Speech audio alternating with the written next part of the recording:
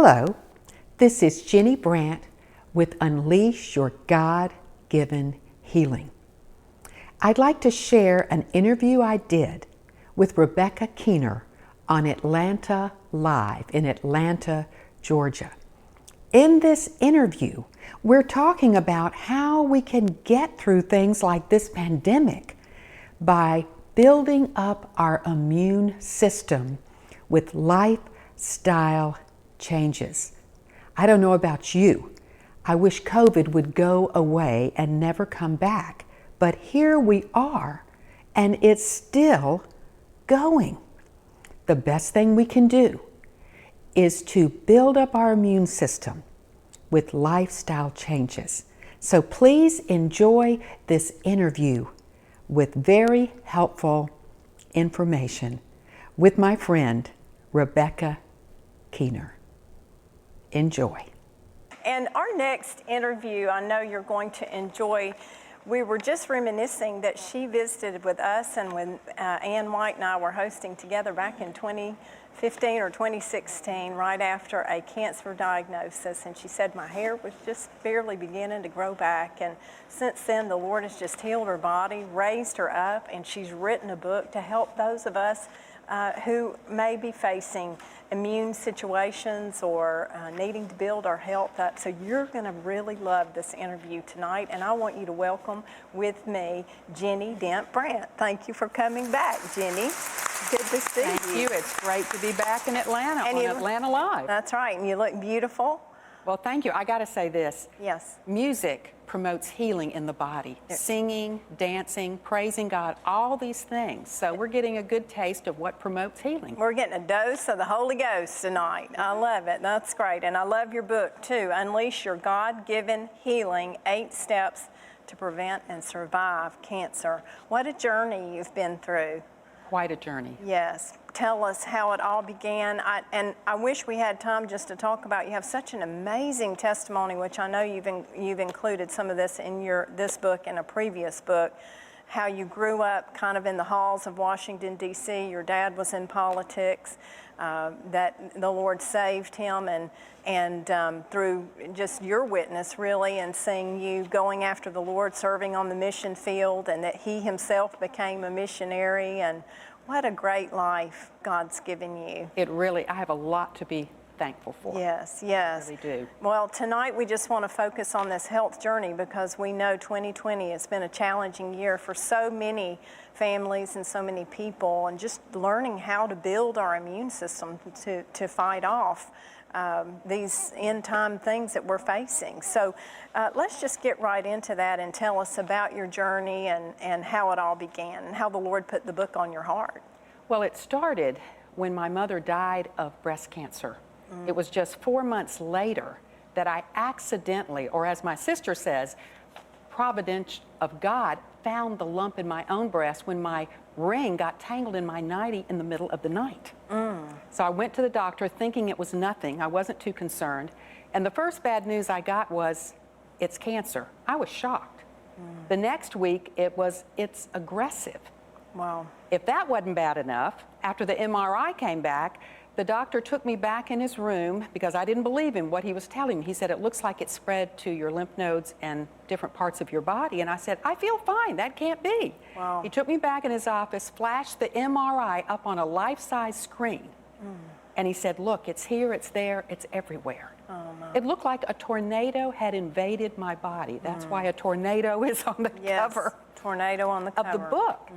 But it sent me on a quest to discover how someone like me, who was known as pretty much a health nut, got an aggressive and deadly cancer. So you went from feeling like you'd just been hit with the worst news of your life to just researching and searching out, following God and His guidance. And then the cancer specialist began to call you their rock star patient. Well, that was actually, I went for a second opinion after I got that terrible cancer diagnosis. And I do recommend that to every serious illness you're diagnosed with. Get a second opinion. I went to Cancer Treatment Centers of America in Chicago. Okay. And 2 radiologists and 2 surgeons looked at that MRI and they said, we think that's not cancer. We do, you do have cancer, it is aggressive, but we're not sure yet how extensive it is in your body. And that gave me the first bit of hope. But I have to tell you this, I met with the hospital chaplain because I was just so perplexed as to how I got cancer. And he looked at me and he said, Ginny, consider it a gift from God for you to help other people. Wow. Now, I know you're thinking I said, oh, yes, wonderful, give me this gift. Can hardly wait. I said, no, you don't understand. I don't want this gift. And he said, Ginny, you're an author and a speaker. Think of all the people you can help. Yeah. And sure enough, even though I didn't want to write the book, I told him, I said, I don't want to write a book about this. I don't want to talk about this. Mm-hmm. The more I researched and the more I learned, I realized the same mistakes I made, almost everybody's making. So the more I researched, the more I felt compelled to share what I learned so that other people can prevent cancer, first of all. People in the journey can get through it, and those people that have already been through it, your biggest fear is you don't want it to come back. So you can also help be a part of preventing your cancer from coming back. Yes, and education's in your blood. You're an educator. Yes. You spent many years, you and your husband both, in university and in elementary school, and so it's in your blood to help educate. So let's just jump right in and talk about those 8 steps of how we can build our immune system. It's all about the immune system. Yeah. Whether you're fighting COVID-19 or a flu or any type of illness, including cancer, your immune system is your first defense against all disease. So the first step in the book is the first one that I learned, and that is hydrate properly. This is something anyone can do. It doesn't take any money. It doesn't cost you anything. And water is so important because it enhances every cell and every system in our body. And when you think about COVID, there's a mucosal lining in your respiratory tract and in your sinuses that is a barrier to disease. That mucus lining helps to fight if a COVID germ or a flu germ gets in that tract, okay? So, but if you don't drink enough water, that lining is not gonna be there as it should be. That's good. So when you take half your body weight, divided by 2 in fluid ounces each day as a minimum, because certain circumstances are going to make that go up. If you feel a cold coming on, you're going to drink more water. If you're going through chemotherapy, as I did, 3 to 4 extra glasses of water, because that lessens the side effects and makes sure the chemo gets to every part of your body. It's good. So Okay. is it half your body weight in ounces? Yeah, so if you weighed 150 pounds, that would be 75 ounces a day, Okay. minimum. Okay. Minimum. If you're sweating, or you're working out, Yeah. more water than that. If Okay. you drink a glass of coffee, for a cup of coffee for breakfast, you're going to drink an extra cup of water Oh, to yes. make up for the fact that coffee dehydrates. Okay? I've heard that. So things like that. Very good. And what about sweet tea? Is it the same? Extra water? It's for got the- caffeine. That's right. Okay. That's right. All right. So water. Let's try to get through as many as we possibly can. And then you at home, you can go to Ginny's website. We're going to give you that information. You can get the book so you can. She elaborates on each of these points, and I know it's going to bless you. All right. Number 2. Number 2 is definitely deep sleep. Okay. While we're doing this interview, God created our body with this innate ability to heal, and our body is performing miracles while you and I are speaking. We don't even know it, but it's happening, okay? And it's happening kind of automatically. However, when we go to sleep at night, those miracles increase exponentially. When we sleep at night, melatonin goes off in our body. It's a hormone that's an anti-cancer hormone, and it boosts our immune system. But if we don't get deep sleep, it's not going to go off. And when we sleep at night, our body heals, regenerates, and detoxes. So those 3 things are very important. So this idea of, I think I'll just skip my night's sleep to get something done, not a good idea, especially when it's chronic. Very good. Yes. Okay. I'm sure you have some more tips on sleeping, because I know blue light, there's so many little That's elements right, you have that to we avoid can- blue light, and do not leave your cell phone plugged in near where you're sleeping. Wi-Fi can also keep you up at night. Okay. You may not be able to see it, but your body can sense it. Wow. Okay? It's one of the things I learned. Yes, listen, I learned so much. And there's a lot of suggestions in the book for what to do about sleep problems. And cancer patients have a lot of sleep problems because of all the chemicals they're having to give you to fight the cancer. Right, right. Okay, so, we can spend a lot of time on each of these, but I want to get through them, all right? All right, the third one is exercise, my best bud during the entire cancer journey. From the moment I was diagnosed, my husband wrapped his arms around me, prayed for me, and we went on a walk to relieve the stress. It's great. So it's a great stress reliever.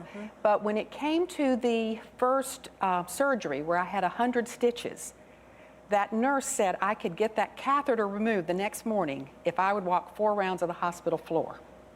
I was so ready to get up and move, I walked 2 miles that day. Oh, wow. And when I got back to my hospital room, my surgeon and my respiratory therapist came by and they said, you have promoted healing in your body. You have pumped out the anesthesia. You have reduced your risk of blood clots.